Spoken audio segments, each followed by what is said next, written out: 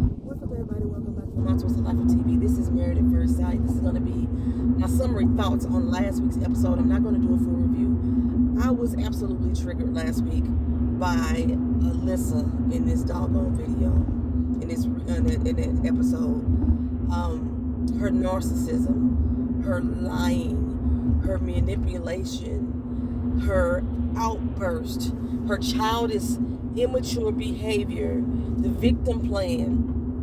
It really, really annoys me. And the fact that Dr. Viviana Cole was on Twitter last week justifying Alyssa's bullshit ass behavior, it really struck a chord with me. Because it reminded me, one, of people that I've dealt with in my life, and that narcissism that comes out of them, that manipulation, that victim shit, and it pissed me off to the highest of the highest extent.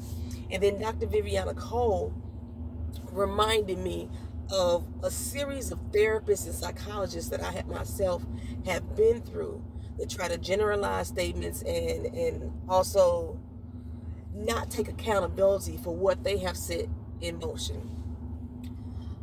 It's almost like this bitch said, I gave you a tarot read, now you do what you do, and it's your fault that you don't, if the cards don't fall right.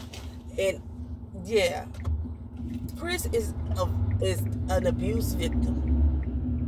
And although he's a male and he has a voice and he can speak towards, you know, some of the issues that is going on or what he sees happening, he is still an abuse victim. The fact that these experts put these two together, first of all, is beyond me. If you two are doing extensive psychological research on these people, then you should have been able to identify these traits in Alyssa.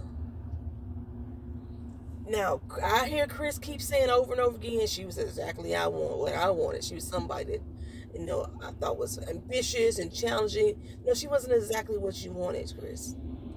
She had some traits that you asked for, which Alyssa said you have none of what she asked for.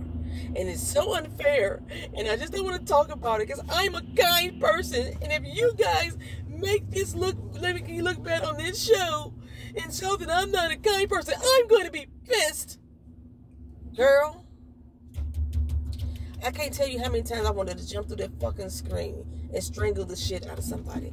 And when I get that doggone annoyed with a person on TV that I do not even know, to the point that I want to physically harm them,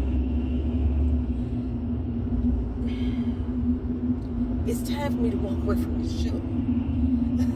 If it wasn't for the other 4 couples, and the other, I'm going to say 3.5, because half of the 4th couple get on my doggone nerves too, then I wouldn't still be here. Because the fact that they are giving her so much screen time, the fact that Chris is allowing himself to be continuously embarrassed and humiliated over and over again, the fact that you need outside people to keep telling you to walk away when you know what's going on, Chris. It's not like you're oblivious, like you said, oh no. But he keeps trying to justify her too. He keeps trying to sit here and say, I mean, she really is a fun, loving person. Where the fuck do you get that from? Where do you get that from? I mean, he's an abused. I hear so many abused women who getting beat up emotionally, beat up physically, always justifying that he's a good father. That's exactly what Chris is doing. She's fun-loving. She's a fucking abusive person, Christopher. An abusive person. And you don't deserve that shit. Period. She the type of motherfucker that would get somebody locked up because of her lies. Because of her lies. And it alarms me that nobody has set this chick down and told her about herself. They let her wail on and cry on and point the finger at Chris and try to absolve herself of any wrongdoing. I've been really kind to him. No, you have not. Why have not one single single person said, no, you have not been kind to him. Not even Chris. He let her fly off the handle. Well, her family tells me to take it slow. How much fucking slower you need to go? Not one person. Production keep telling Chris, just give her more time. Just hang in there. Of course, because y'all trying to get these ratings and these fucking views. I wouldn't even give this bitch the airtime. Period. And now she wants to move into the apartment. I stay there 1 month, you stay there the second month. I don't think it's fair that I don't have the chance to hang around my friends. Bitch, it's not married at first. It's married at first sight. Not make friends at first sight. The one person you should be trying to be a friend with is to your damn husband.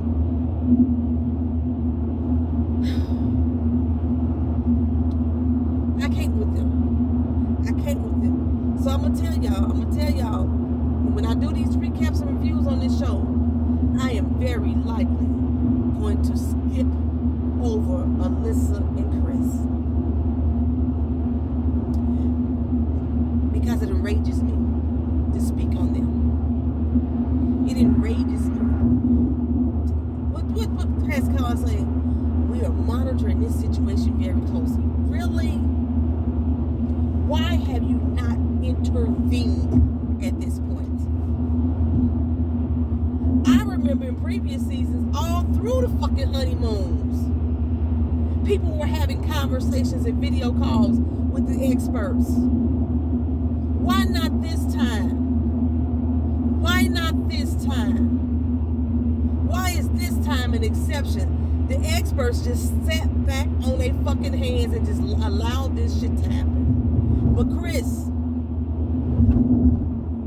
you've allowed it to happen more than anybody.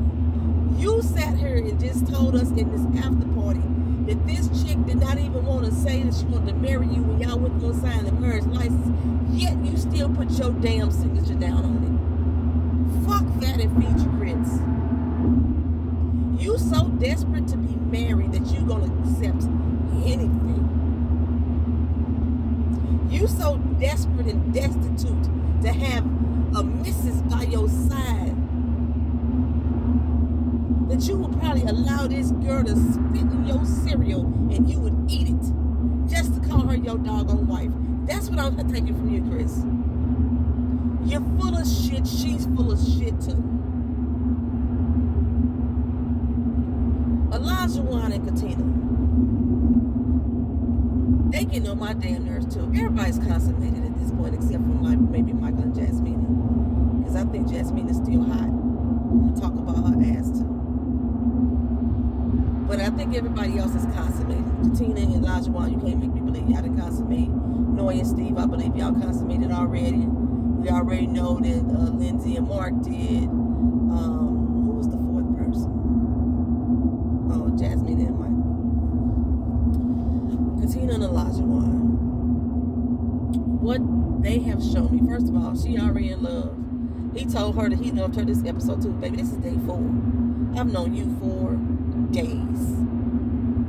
4 days. You don't even know what my flaws are. You don't even really know what my likes, my wants, my needs, how I live. You don't know any of this stuff, but I'm already in love. You're infatuated. That's what you are. That's not love. You're infatuated. They decided to go have some me time, and they went off and went on a horseback ride, right? Katina don't want to go. She one of them people that will complain all day long, who don't want to enjoy the moments of what's going on, but she do. But she gonna complain the whole time while she does it. The thing is, at some point, you talk yourself out of a situation. You get to that mental state that you really can't do it. You really don't want to do it. So panic and fear sets in when you seem like you don't have no control over the situation. And Olajuwon pushes her. I'm going to push my wife. I'm going to push my wife. I'm going to push you to do things that's uncomfortable. And what Katina says, one thing I noticed that happens on every season, I noticed that since we've been married, he's continuously pushed me out of my comfort zone. is it that I'm missing?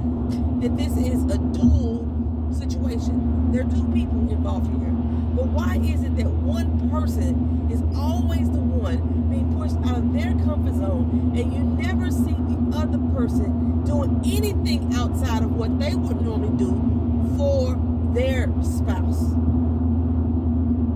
Happened all last season with Ryan and the other girl.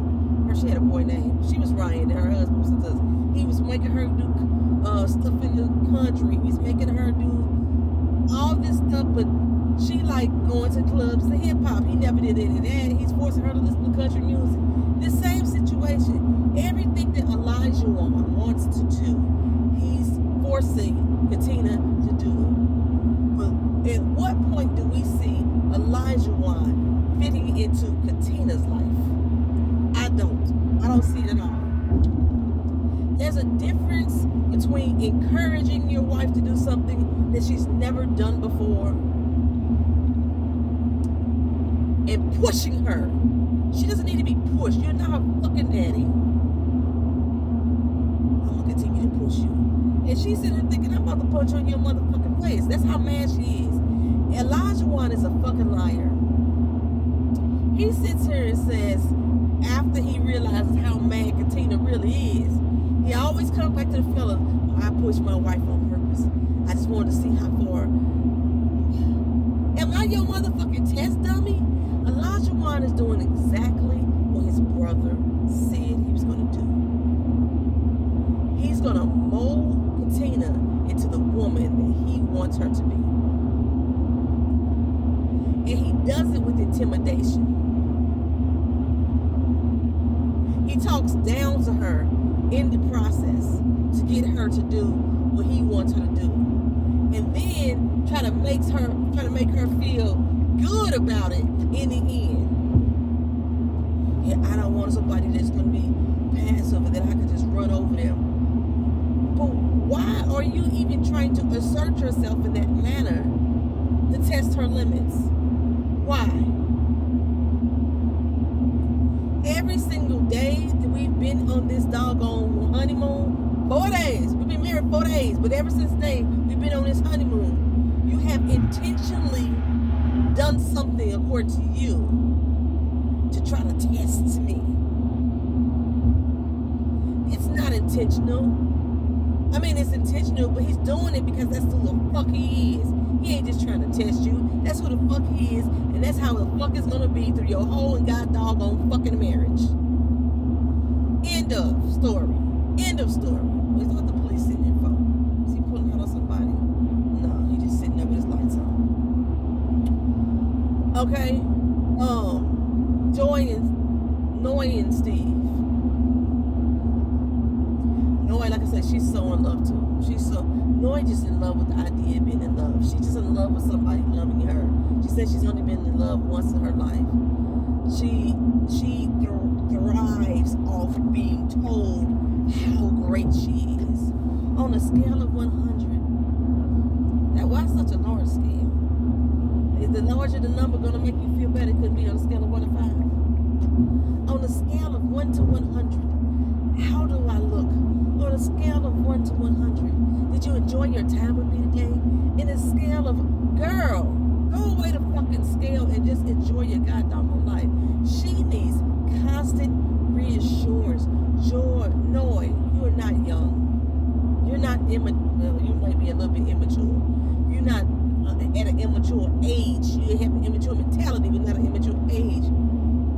There is no reason that Steve needs to continuously baby you and continuously reassure you day after day after day after day. It's day 4. You want this man to be in love with you already, but what have you given to make him feel love? He doesn't know you. You don't know him. The one positive thing I can say is that with their time that she didn't want to go out and she didn't want to be in the water and she didn't want to let loose, they were doing basically, she was doing something that he wanted to do, like being adventurous, so to speak, you know what I'm saying? And she agreed to do it. They went out and they got into the water and he was teaching her how to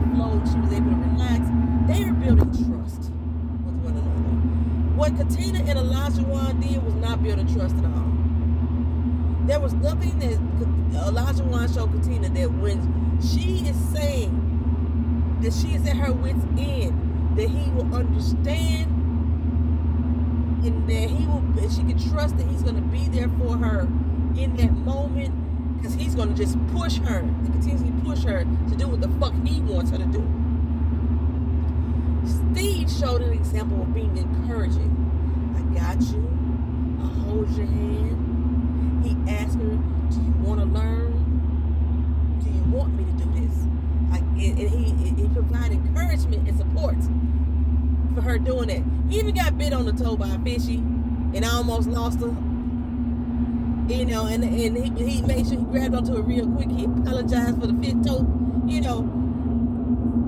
Ooh. Traffic. What's going on? Yes, we got traffic on both sides like this, up there. I told you, every time I try to leave to go to work on time, it just don't happen. So, you know, that was encouraging. When they get to this money situation, though, y'all still talking around the bigger issue. Y'all still talking around the bigger issue.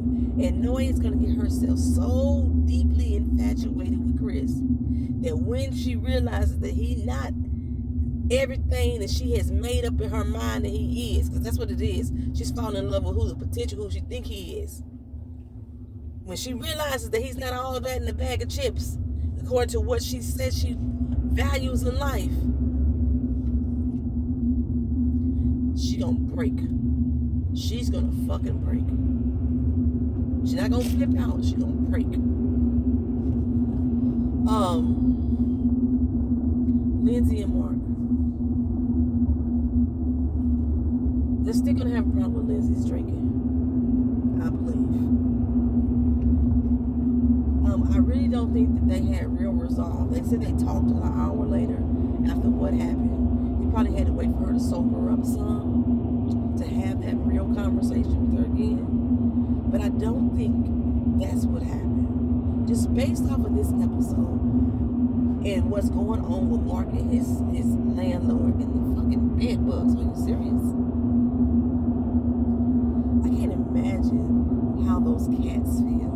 He has 6 cats living in this house, and he has bed bugs. You know, bed bugs like to get, you know, all in your furniture. They just don't be in beds. They be in couches and anything with cloth, you know.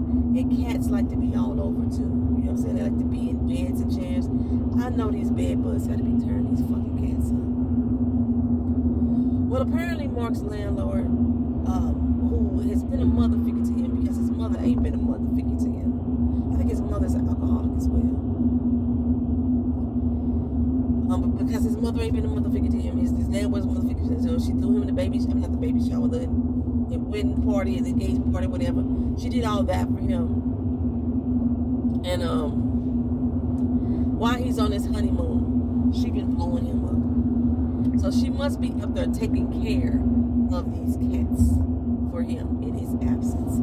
And she realized a lot of shit in his absence. Like, maybe the cats ain't as well cared for as they could be. Maybe they're tearing up the apartment. Maybe there's something going on with these cats on top of the bed bugs.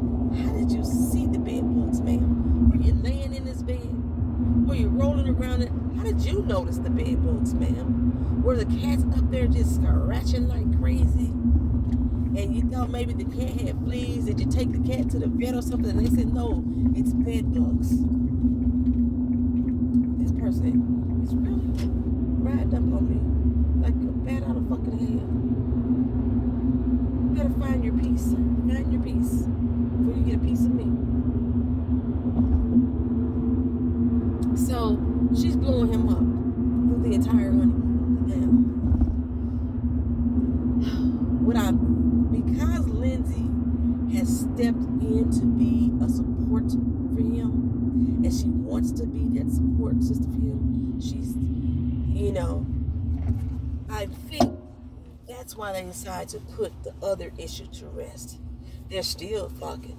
They're still being sexual with one another. You know what I'm saying? It's one of the best ways to calm down anger is to fuck. I'm just saying. But I think that is the bigger issue. Lindsay, after knowing this guy for 4 days, she's committed to this marriage.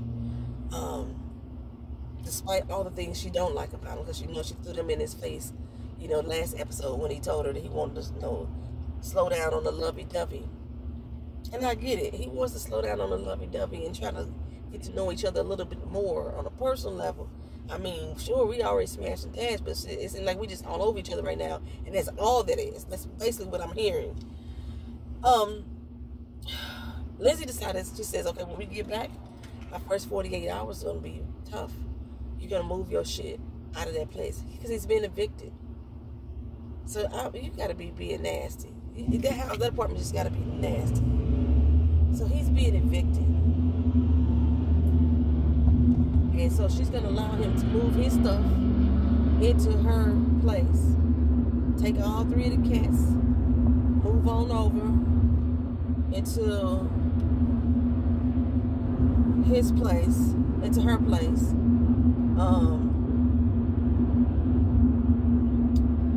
Take whatever he can take, anything that's meaningful to him. Leave the bed bugs behind. Baby, if you got a bed bug infestation, you should be taking no furniture. I wouldn't be taking no clothes, and I wouldn't be taking them cats until they have went and had a full body shampoo at the vet. I wouldn't be taking them. I would not. But she's gonna allow him to put his stuff into her place, and because they're gonna be in the apartment for 2 months, and then he'll figure it out from that point on. Apparently, him and the landlord, she ain't mama no more. They ain't even speaking no more, according to Lindsay in the after party. They ain't even speaking no more. Not Katina, I already talked about them. Jasmina and Michael. Y'all know they're my favorite couple. They're the ones I want to win. But I noticed, and they said this in this particular episode, they have a lot in common. They have a lot in common. What I noticed, though, is Jasmina holds on to shit. It's like she holds a grudge. Now, she said that she accepted this man's apology about the day that he blew up. She's going to allow him to show and prove to her that he can change, and he's working on being a change man. But she's keep holding that shit she's holding on to it. It ain't in her back pocket. She's showing it in this right there in his face. Her whole attitude, her whole demeanor, her whole connection or lost connection with him is so fucking evident. So now Michael is trying even harder. He's trying even harder to make his wife happy. He's trying even harder to make her smile. And we've already talked about the fact that you've been trying so hard that it's been making you second guess everything. But now you're trying even harder. Like, she's still holding on to what his sister said. She won't let go of the argument just to move forward. I think they had where they were talking about each other, how they could see that they're very matched and they have a lot of things in common. And she was saying, yeah, he could be saying something is this way and it's this way and this way, and I could see both sides of the coin, and he just like, nah. Michael looks for the negative in things first, and Jasmina holds on to the negative forever. That's what the problem is. And again, I said this in the beginning, they are going to need to have fun with each other. If they can't learn to have fun with each other, it's not going to work. So they went out on the water. She's fighting the water too. And he encouraged her to get into the water, and they had fun. And he was like, this is the first time she smiled since we've been there. And I'm thinking, that's the first time you noticed that she smiled. She was smiling. He said the first time she smiled since the wedding day. So after the wedding day, the very first day, I remember her smiling. Second day, I remember her smiling. until y'all had that blow up. You see what you want to see, Michael? And she won't let shit go. Jasmina has this undesirable need to be right. She's set in her ways. I can't say she's bossy like her stepfather said, but she's very set in her ways, and she's unyielding. And she's going to need to be unyielding. She treats this relationship as if she was in her classroom. She's in charge. And like I say, she sees both ways or whatever, let her mouth tell it. But she has to. She hear you, and she says she understands. That's how somebody would, as if they were going through counseling. That's how she's treating Michael. As if they're going through some type of counseling. I understand. However, you don't. You're not hearing him. You just want him to hear you. And both of y'all are very alike in that. And that's where the confrontation is going to continuously come through. Both of y'all need to loosen the fuck up. Y'all don't know how to communicate with one another. I'm seeing it. Y'all know how to talk. Y'all know how to, like Michael said, y'all know how to get on deeper level things. So y'all can dig deep. Y'all can talk about the deep things. But y'all just don't know how to enjoy each other. And Jasmina said that she didn't believe that Michael knows how to live in the moment. You don't either, girl. You don't either. I'm just saying. That's all I'm going to give y'all about this. Because they got on my nerves. The entire cast got on my nerves this particular episode. I still think Jasmine and Michael going to make it. I'm starting to think that Noy and Steve are going to make it now. Because I don't see Noy having a serious backbone in this relationship. Because how desperate she wants to be loved. I don't think Chris is going to walk away.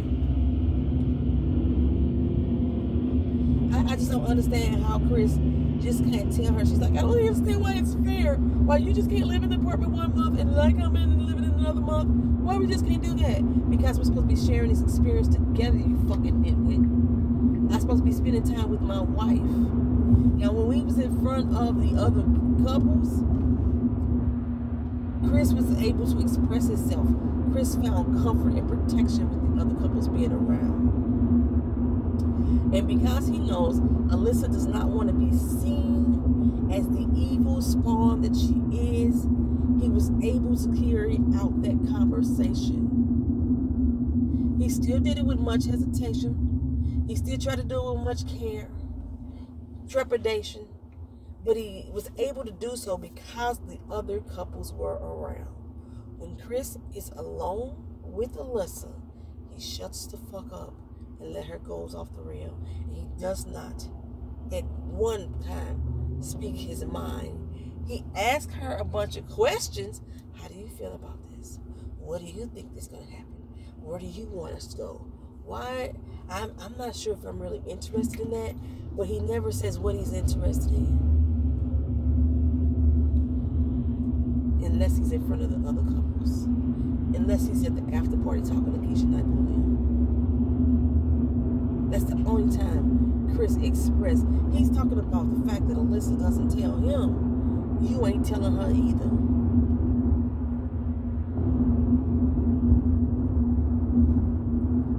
It took that one.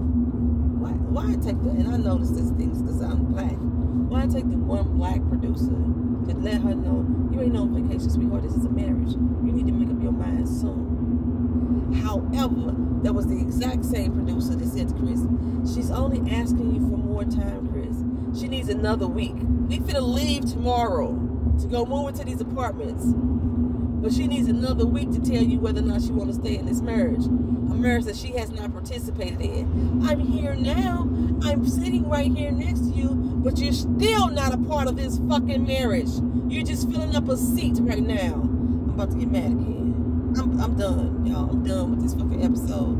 I'm gonna try my best, I swear for goodness, not to talk about Alyssa Chris at all doing these recaps. I'm gonna try to breeze over them real quick, because if I get upset and they trigger me again, it's not gonna be good, because it reflects over, it falls over into my other doggone recaps and my TV shows. Because I'll be pissed.